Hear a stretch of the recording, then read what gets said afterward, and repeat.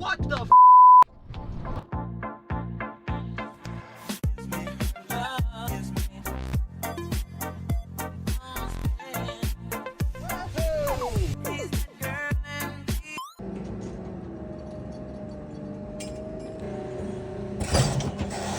This is a 07. I ran the Carfax. Last mileage reading I could see was 50,000 miles. Hopefully it's close to that. It looks like a nice rust-free car. You can see the water line actually really well here, and you couldn't see that in the pictures.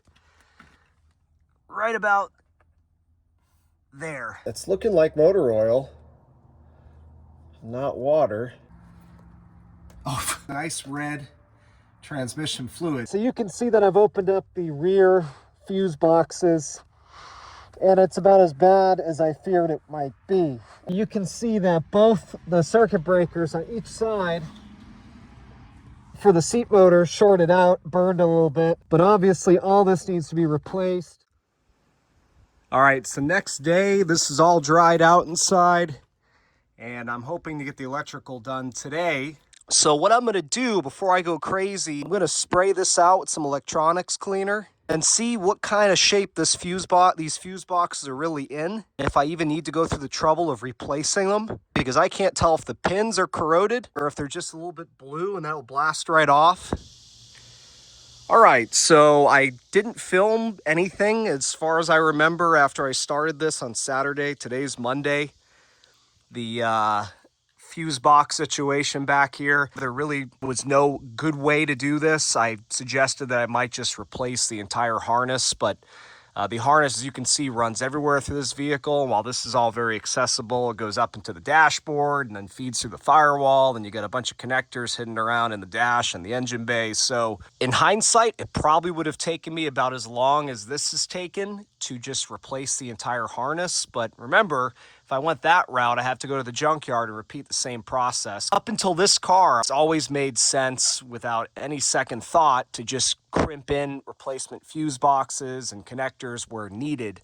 This was a unique situation where I have two fuse boxes that the vehicle's harness runs through. Originally, like I've done in other flood cars, I was trying to remove the pins that were still good that could just be cleaned up with some electronics cleaner, and then feed them from the old fuse box into the new one to reduce the amount of crimps that I have to do, because obviously I prefer not to have crimps where I don't need them. But there was so little room to work that was just proving to take way too long. Even trying to remove these yellow retainers here, they give you these tiny little slots on this side. You try to pop those out, and there's a lot of wires in these fuse boxes that loop over from one side to another from the factory, and those end up getting in the way. So it got to a point where I was spending way too much time trying to do it the way I always do it. And so then I just started going one wire at a time so that I wouldn't get disoriented, because you can see a lot of these are the same color, same size. And I would cut from the old fuse box as low as I could so I'd have as much wire as possible. I'd match them up where they're supposed to be, do the crimp, move down the line. This side's done. All I've got to do now is tuck all this nice and neat, lay it flat, and this piece goes back on the bottom. I think it'll all still fit. Seems like there's plenty of room in there.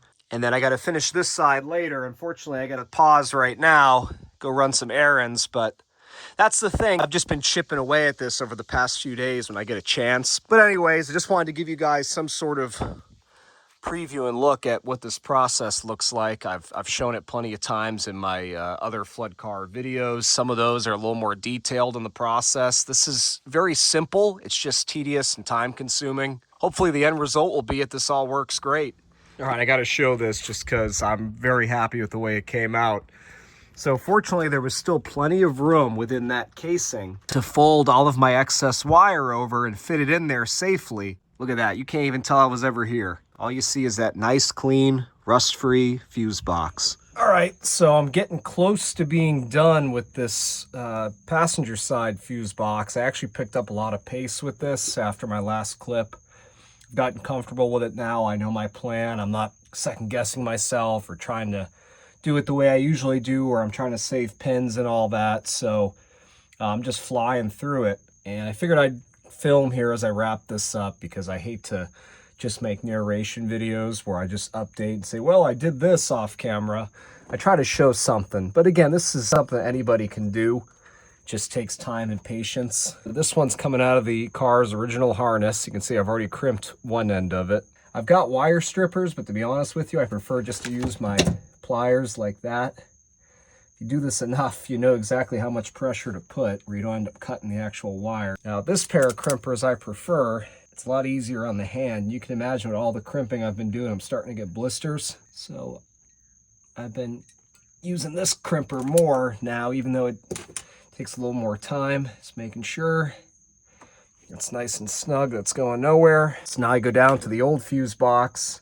I just go one wire at a time, kind of in a zigzag pattern, so I don't get disoriented. Because again, these are all, I've just done several in a row, blue and white striped wires. So here we go.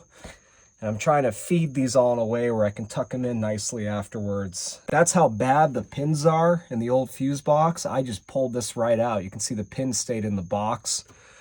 I like to cut it back a little bit, get away from the where the wires obviously were getting corroded from this thing shorting out.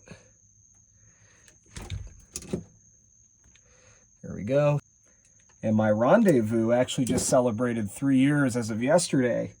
From when it was flooded, I repaired it maybe a month or two after when it went to auction, but it's been 3 years basically back on the road and 22,000 miles. And she's still doing good as ever. And I think you guys get the idea. I'm gonna get that last wire done. You can see the spaghetti. And I'll get it all tucked in nice like this one over here.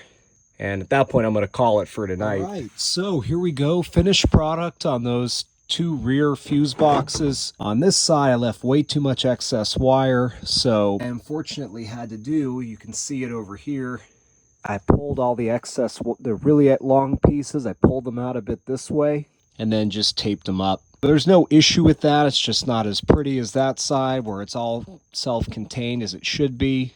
So you look, I take the cover off, there's all the new fuses. These were all already in this box when I bought it, but that's where I'm leaving it off tonight. Those are done. Hopefully tomorrow I'll have time to get the connectors for the seats sorted out. We can throw power to this thing and see what happens. Okay, here I am next day. You can see the finished fuse boxes I showed last night. Coming out looking at these, I saw right away that they are no good. The power seat connectors on both sides, this one's shorted out, burned up, and the wires are just popping right out of the pins without me even cutting them, just when I tug on this.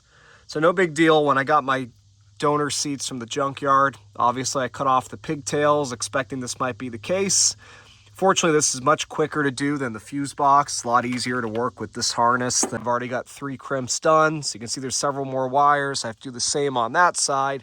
The airbag connector, fortunately, you can see very, very mild, little bit of that blue corrosion on the pins, but the wires are all holding up just fine. These generally seem to be overbuilt compared to other connectors. Even the, if you look at the ones over here, the sensors and the B-pillars, they're waterproof connectors. Same with the module there. I did check all these connectors that were underwater. They're all squeaky clean. So I'm just gonna clean these obviously with a little wire brush and some electronics cleaner. Let me go ahead and keep plugging away at this.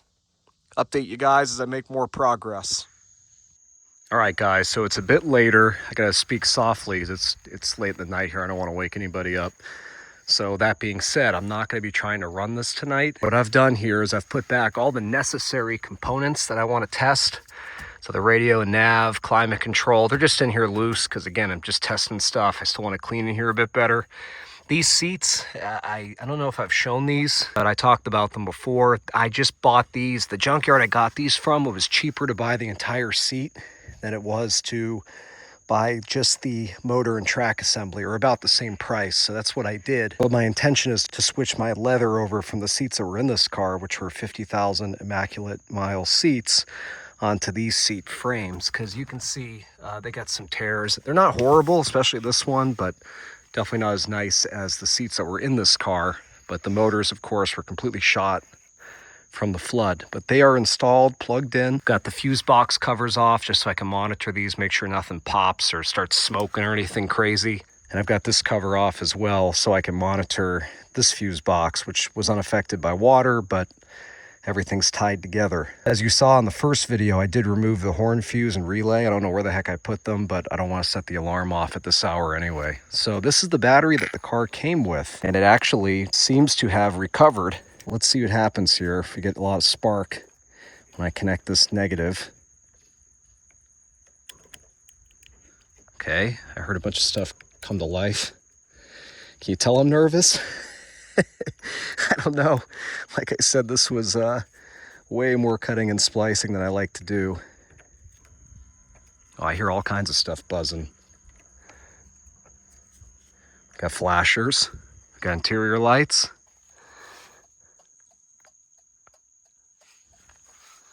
Make sure I don't see any plumes of smoke yet.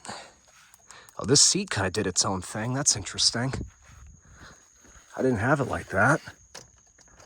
Huh? Okay, so that's... The connector wasn't quite right for this seat. It's a 2004 seat.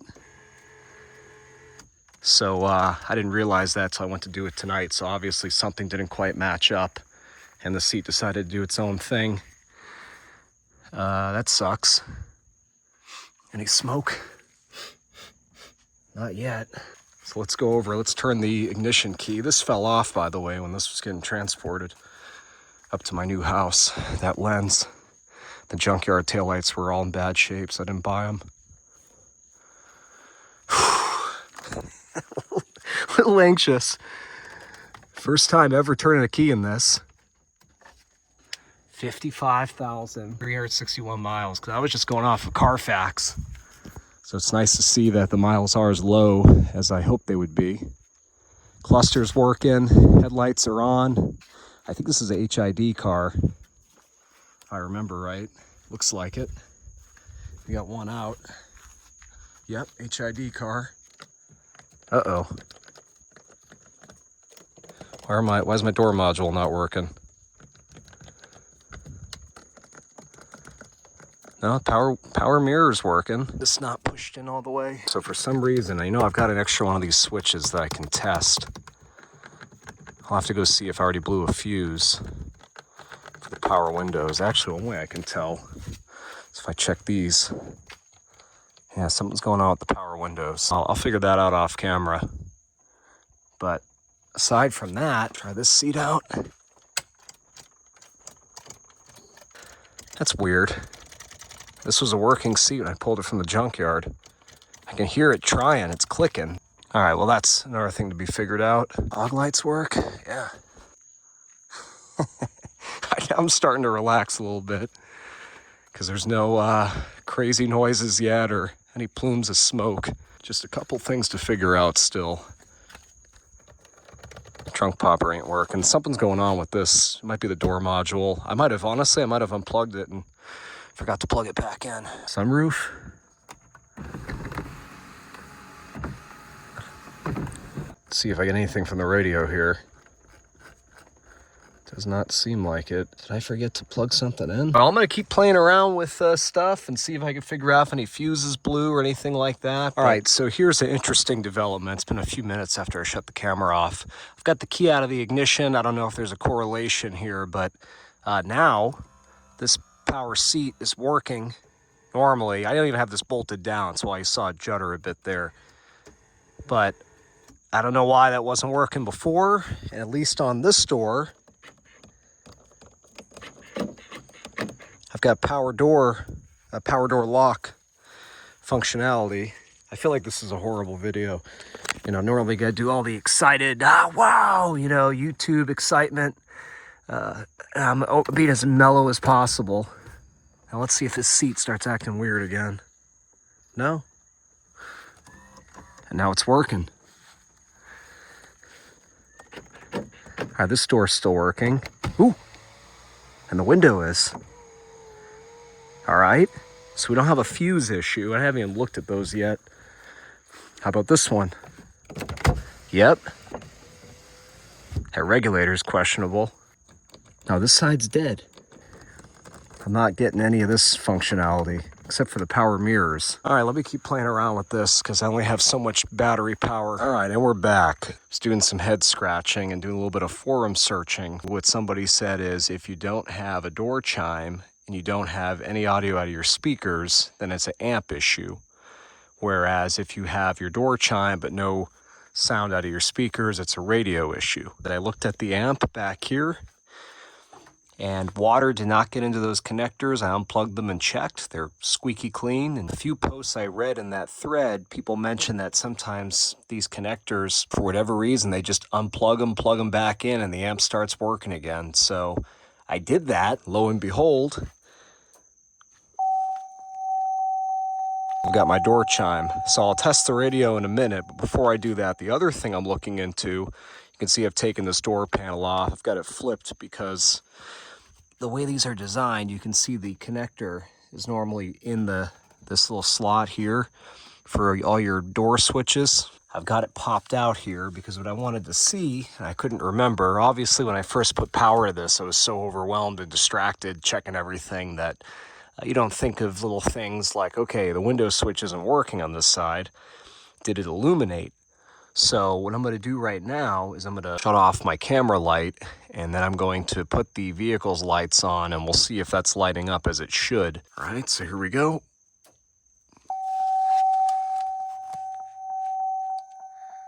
And it is lighting up, so that means we're getting power there. So let me now put the key in, put it to accessory. Let's see if this works now by chance. Oh, look at that. Huh. What the heck changed? To be honest with you, I'm thinking that just didn't seat well when I put this door panel on. It's possible that the pins weren't stuck all the way into that connector.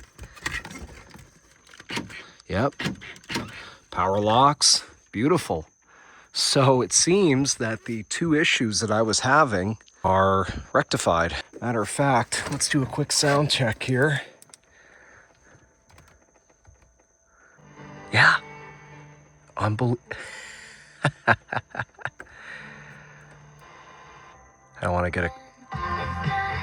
Okay, I don't want to have a copyright issue. Son of a gun, I cannot believe it. I think at this point I have full functionality out of everything, except for maybe this power seat.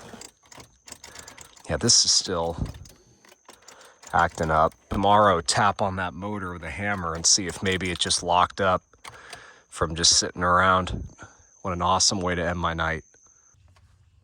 All right, it's the next day. I've already went ahead and replaced. The tensioner itself was fine. I just swapped the pulley over from the junkyard, and you can see that spinning nice and smooth.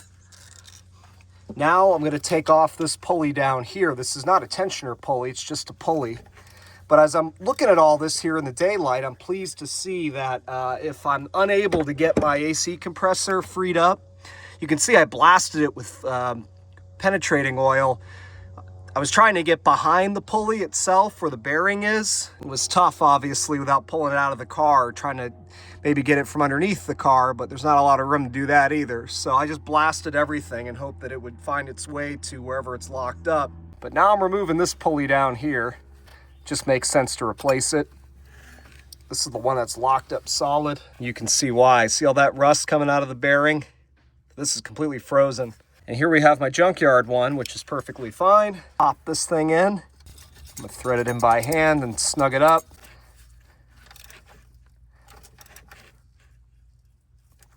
All right, that's all snugged up. Oh, you guys just took a jump. Let's see if it'll crank. I'm definitely nervous. I shouldn't be, but you know, there's always those what ifs and... All right, here we go. Uh-oh.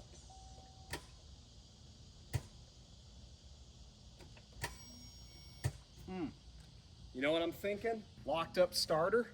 That sounds like a dead starter to me. Got to get this thing up in the air so I can get underneath it, take a look at what's going on. Could just be that the power wire from the battery to the starter is corroded. Could be that the starter's locked up. Hopefully it's an easy one to remove. don't think I've ever had to take a starter off one of these 3.6s before, so I'm not familiar. Let me go ahead, get this thing jacked up, get underneath it, and see what's going on. All right, so here I am underneath the car. I have not done a starter on one of these 3.6s before because I was surprised to find that it is tucked up here behind the catalytic converter on the driver's side bank. You can see all the corrosion on the positive battery cable coming into the starter solenoid, and that's obviously going to cause connectivity issues. That alone could be the reason that the starter is not working. The other thing I see that doesn't give me much hope in the starter is you can see some rusty water that looks like it's dripping out of the bottom of it. It very well could just be a locked up starter. Anyways, let me go ahead and get to it.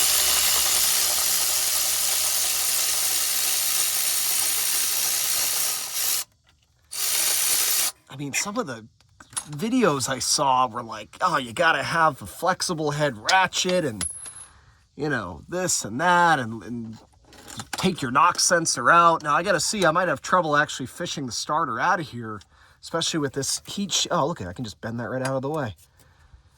But I'm sure as hell gonna try to take it out without removing anything else first.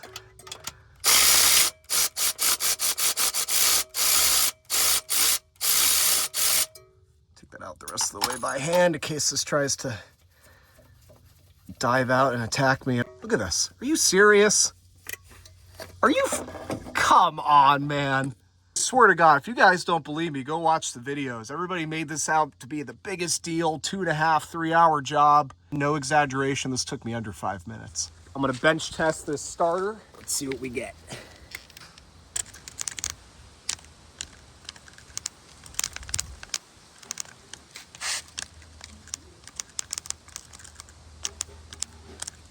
All right, so I think it's safe to say this starter is no good. I kind of figured that'd be the case. I'm gonna go ahead now and look and see if they've got this in stock at one of my local auto parts stores. Hopefully it's not too expensive. All right, so that went in just as easy as the old one came out. I wonder if I should do the oil change. I say let's start it up. And that way, like I said before, I can get the oil cycling a little bit, then drain it. I want to build up some oil pressure, assuming it will crank this time with the new starter, because these 3.6s are, you know, the timing chains are a little sensitive. I have the fuel pump relay and fuse pulled, batteries connected. I've got some buckets set up to hopefully catch any and all seawater that tries to come out when I fire it up. So let's see what happens here. Let's see if the starter was indeed the problem. I can tell you that I bench tested the one I took out. It definitely doesn't work at all. I don't know why I went to, okay, come on, baby.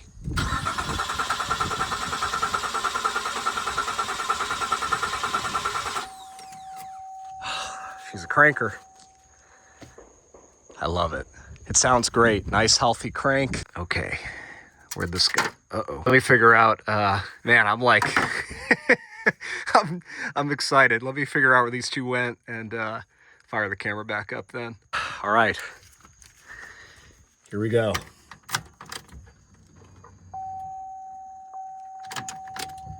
Prime that fuel pump a few times.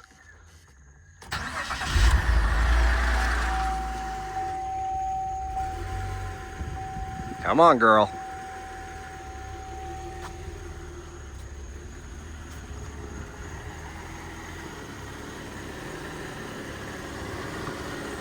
Sounds good.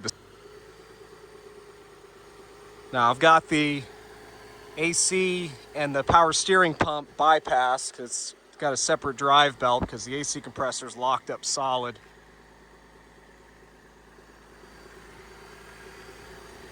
Yeah, it seems to be running pretty well. Let's see what the hell's coming out the exhaust. Surprisingly, I bet you when I rev her up, a little bit of crap came out of this one. I don't even think I got to check engine light. No, just airbag, which I don't know why. Ugh. Engine power reduced. Did that go away or that? No, so it's got engine power reduced. It won't even let me clear that. I don't know why that is. I'll have to plug in my scan tool and see. Oh yeah, you can feel it. Won't let me rev it up. Huh. Why would that be? What did I forget to plug back in? All right, so I took this off just to make sure I hadn't unplugged anything else, and the TPS was like this. I don't even remember disconnecting that, funny enough, or maybe I must have done it by accident when I took this off the first time to get down there and mess around with the drive belts and all that. So that's plugged back in. I haven't tested to see if that's actually going to fix it, but the behavior that it's doing right now is exactly what that SRX was doing when I bought that, and this connector had actually broken off. Same thing, no throttle. So I'm guessing that's going to be the reason why it was doing that. So I'm going to go ahead and snug this guy up. This was disconnected as well. So let's try to start it again and see if this time, if the engine power reduced goes away. Yeah, there we go. She's revving now. And now I bet you these are... Yeah, a little more of that nice exhaust milk came out. These buckets out of here, let this car breathe. Nice, huh?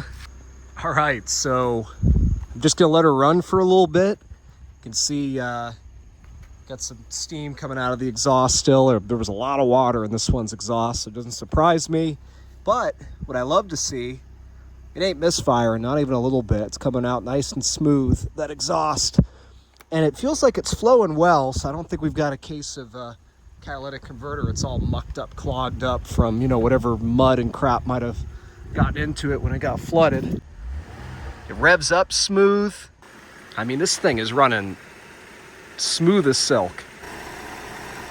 Thankfully, the alternator seems to be doing its job, and that was underwater, so it's not groaning. I've had a lot of alternators that will work after these cars are flooded that were underwater, but they sound horrible. The bearings, it's screaming. You know, this one's as quiet as it should be. The taillight, you might see that and say, oh, Al, you got a taillight today. Actually, I didn't have another CTS of this era. And that's a project as well. And the junkyard does not have any good taillights, but my other car does. So I stole this taillight off it just for the time being. Yeah, the engine seems really, really healthy on this thing. Let's try the transmission out. I got brakes, that's good. I mean, I got really good brakes, they won't unstick.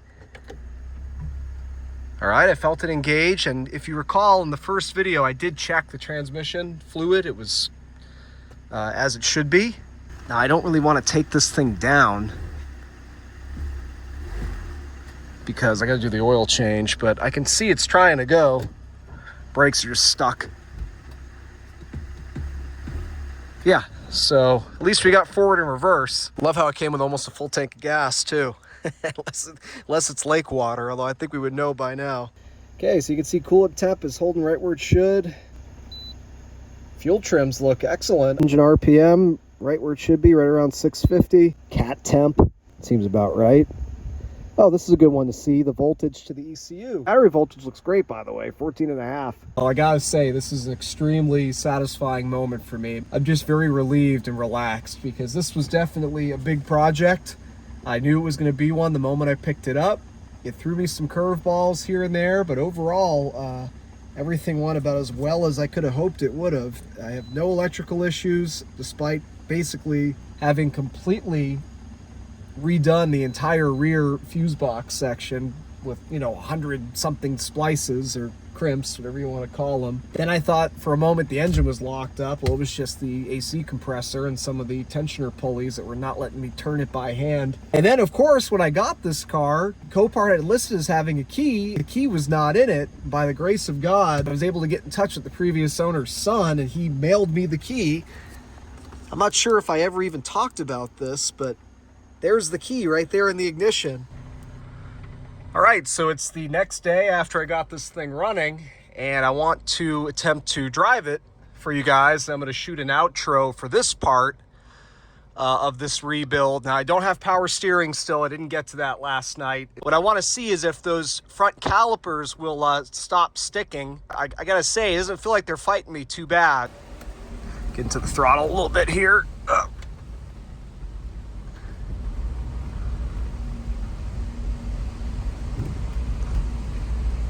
The suspension feels great. I did notice, as I've pointed out in the videos a few times, that it has new struts. I didn't see a name brand on them, so I'm guessing they're Amazon specials, but I have to say, they feel good. They're not clunking. Let's get a little speed here. Nice, 1-2 shift there. All right. Woo, she's got, and she feels great. The suspension, whatever these no-name struts are, they are great. Steering feels very tight, but I'm sure that has more to do with the fact that I don't have power steering. So I don't want to get too cocky here and go way, way down the road. Let me turn into one of these streets here. I can loop back around. The little ecosystem over here, huh? We got some roosters, got a cat. I'll tell you what, this thing's got some nuts.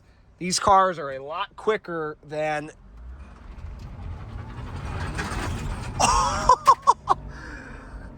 I didn't think it was gonna do that. Did a little power slide there. I haven't driven one of these in a while, and I certainly never drove my grandfather's like that. Wink, wink. This is an instance where I love having rear-wheel drive. Don't let Anthony hear me say that, because you're not gonna have that kind of fun with a front-wheel drive. All right, so I'm gonna speak up a little bit. We've got the bands coming off of those 2 hurricanes that are out in the Atlantic. They didn't hit the United States, but got some of the wind bands coming off of that. So again, this isn't a final closeout in this project. Still got to finish the interior and a few cosmetics on the exterior, but I wanted to get out at least part 2, the mechanical revival of this CTS. I'm extremely pleased with how this car has come out so far, and I'm so happy that I saved this one from Copart. No doubt in my mind this was going to a junkyard if I hadn't bought it. I was the winning bidder at just $325, and generally here in Florida, anything under $400 the junkyards will buy. These CTSs, there's not that many examples like this out there. They made a lot of these cars. My grandfather had one brand new back in the day, which is one of the reasons why I love this platform so much, the Sigma platform. My grandfather had a CTS 2003. It was the one I'm referring to, right? The base model, gray, no sunroof, you know, the smaller, whatever they were, 15, 16-inch wheels. It did have the 3.6. I loved that car, but this is really how, if I were to have optioned that car back in 2003, they didn't have them like this. I don't believe you could even get white diamond on them back then, and they used to have this license plate area all gray instead of color matched to the car. So this car has a lot of options that you couldn't even get in the first few years, like the navigation. So this is like my dream CTS, at least non-V spec. The only thing that would make it better to me, but I don't think it'd be possible with these options, is if it was a manual transmission. You could get the 2.8, which was the other engine option in these cars, with a 6-speed manual transmission. And that's one I definitely want to get my hands on someday. But I'll give you a hint. I do have another one of these that I bought right after I bought this car, coincidentally, unexpectedly. And that one's got a manual transmission, but it's not a 2.8 car. So I'll leave it at that. Those of you that know your Cadillacs could probably figure that out pretty quick. And so again, I've got the original leather seats that were in this car that were in mint condition. And that's another thing with these cars. Let me put you guys in here for a minute so you can actually hear me talk. And surprisingly, these junkyard seats, the reason I went and bought these 2004 seats over the 2007 that the yard had, is they're actually intact. I mean, they're definitely a little bit worn out, the dye, they're dirty. I'm sure just giving these a good scrub will make them look a lot better. It does unfortunately have a big tear here. Other than that, these are actually pretty nice seats, especially that passenger seat. But I will end up taking these leather skins off and putting the leather that was in this car over these seats. Of course, clean the carpet up, put that back in, get all the little interior details put back in. This car is going to be just as awesome inside as it looks on the outside. And like I was saying a moment ago, one of the things I really love about this car and I love about this era of GM are these factory nav setups. It's just a nostalgia thing for me. I know these days you can get a $100 Apple Play off of eBay that's probably twice as good as this. They're very user-friendly. I love how integrated they are to the car. It's not just a radio. It gives you all this other information. And if you couldn't tell from the wind and me shouting, this thing's just been sitting here running. It holds temperature perfect. You can see it's idling smooth as can be. No check engine light still. It's had plenty of time to run through all the monitors, to throw a check engine light if there was a reason to. I also love on these CTSs, the wheel here for the radio. So these cars that I rode around in when they were brand new, I get to own now for literally scrap money. And this is a beautiful example. Look at the shine on that white diamond paint. I have done no detailing to this car. You can see I still have the glue, the residue. It's gonna take some time and patience to get that off without doing any damage. It'll come off, but I wanted to get out here and get this clip filmed while there was still some sun. But this car, imagine this thing actually detailed, those wheels cleaned up, everything like that. This is a stunningly nice car. 55,000 miles, it ought to be. And I've always referred to this car since I bought it as the Double Do. I don't know why Cadillac put 2 of their badges on there, but I end up taking this one off for sure. And I got to remove this, I've been trying, this is a really tough spot. This was the waterline sticker. Wish I'd pulled that off earlier. I only pulled it off when I brought the car over here last week, and it left a nice big area of residue on that door. It's gonna be pretty tough to get off. The red painted brake calipers, which I gotta be honest with you, they're growing on me.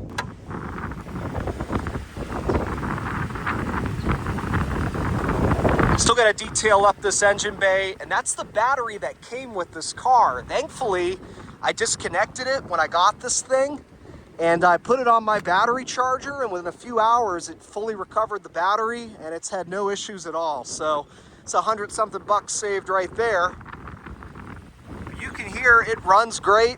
I haven't had any timing chain chatter. If they kept up on the oil changes, it might not ever need the timing chains addressed. That's the key thing with these cars, oil level and oil changes. I'm probably giving you all a headache at this point, especially having to shout. I hope you enjoyed the mechanical overhaul in this car. I tried to film as much as I could. So let me know in the comments if you actually want to see the cosmetic overhaul on this. Again, it's not gonna be a whole lot. I gotta clean the carpets, do the seat work, throw the interior back together, but that's going to do it for right now. So thanks for watching, and keep an eye out for the next one.